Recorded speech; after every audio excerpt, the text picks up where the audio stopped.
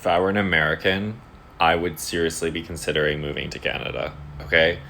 Not only is your country imploding, but you're also probably going to get much better returns on that move right now than you will in like a year. Okay?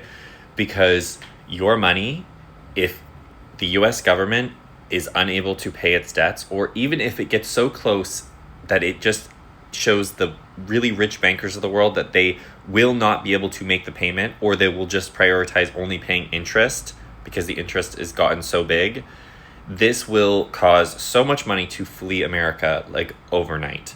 And your money that you'd be taking to Canada will be worth a lot less, like 10 to 15% less.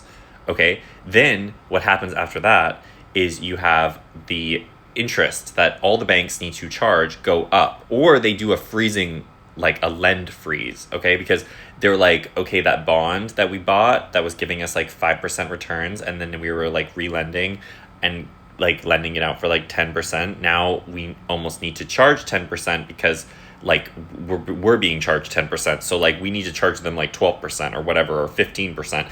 And you just have like really high interest rates basically happen, which is not a fun time. Okay? Wasting all your money on interest is not a smart game plan.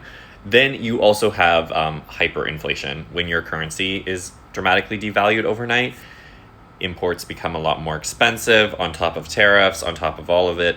You'd have hyperinflation. This is why this is a perfect recipe for people with assets. Okay, if you have money, not that great. Unless you have a lot of money and you can buy up assets for cheap when they all fall, not a great plan. But then the guy that can just hold out, the ultra rich, will just let it all collapse, buy up some extra stuff on the downhill, and then when inflation starts occurring, his assets will go back up in price.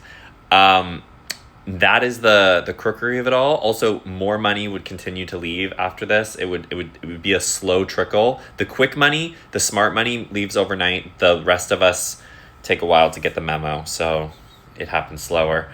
And that's why I wholeheartedly think that if you want to make the move now. Because if that default happens, or if that default becomes so close it's inevitable, you'll be coming to Canada with a lot less money.